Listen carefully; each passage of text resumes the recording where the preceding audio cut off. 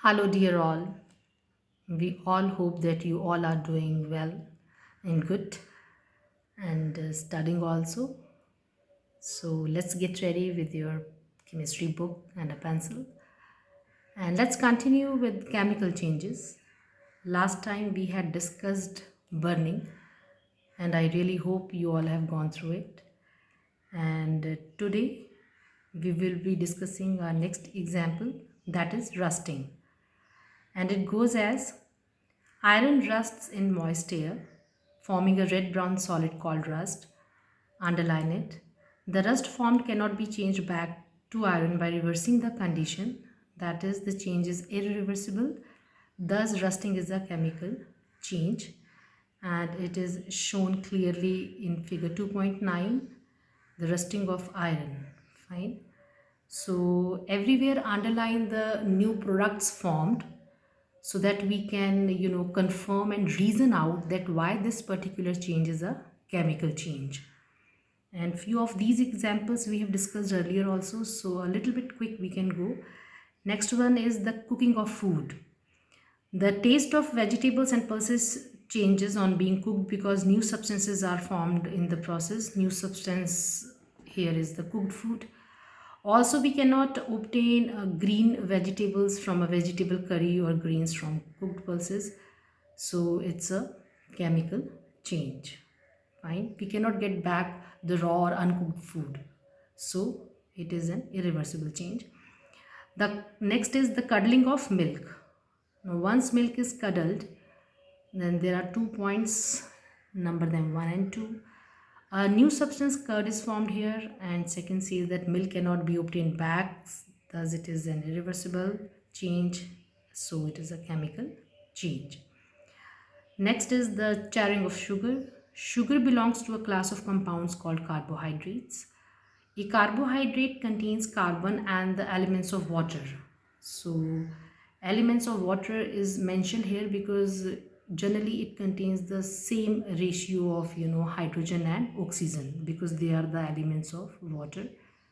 So, a carbohydrate is made up of elements carbon, hydrogen, and oxygen. So when sugar is heated, water gets loosened and vaporized, and the black residue of carbon is left behind. And from this black residue of carbon, we cannot get back the sugar crystals. So it's also reversible and therefore a chemical change. Next is digestion. It goes as: food on being digested inside a body is changed into several different things, some of which are taken up and some expelled by the body, that is thrown out of the body. The change cannot be reversed either, thus digestion is a chemical change because we know that digestion starts with chewing of solid food in our mouth, and then it turns into a thick liquid due to the action of some digestive chemical juices in our stomach, and then all the useful like part, the nutrients are absorbed by the body and the waste is thrown out of the body. So nothing can be reversed here, so it is a chemical change, an irreversible change. Fine. Next is fermentation.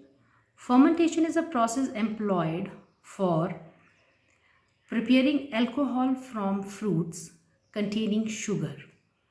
So basically in fermentation, it is considered as a chemical breakdown of a substance by the action of microorganisms as bacteria and yeast.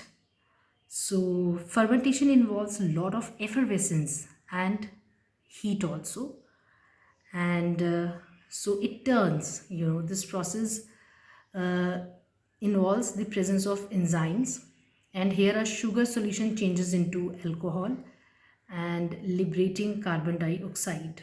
So the basically the new product we get here is alcohol, and then underlying carbon dioxide also as it is released out.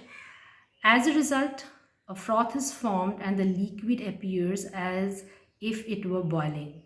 The process is known as fermentation, and it is derived from the Latin word fervere, meaning to boil. It is an irreversible process in which new substances are formed, and it is a chemical change. And this fermentation process is also used for not only making alcohol but even to make foods like bread and yogurt. So it's a chemical change. Next is photosynthesis.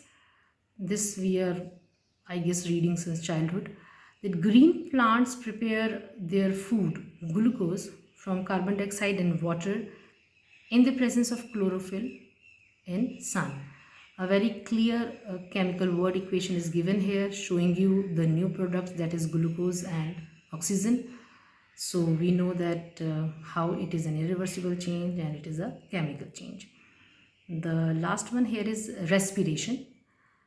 It goes as: in respiration, the glucose, a carbohydrate formed by a living being, combines with oxygen of the air, forming the new substances carbon dioxide and water. Underline them and mark them. Here, energy is also released in the process and the change is irreversible. So, respiration is a chemical change. Please mark this word equation also. So, students, this we have done with the examples of chemical changes. So, till here, go through the examples carefully by knowing that which all are the new substances formed here, confirming the examples as chemical changes, and go through the definition also. Fine.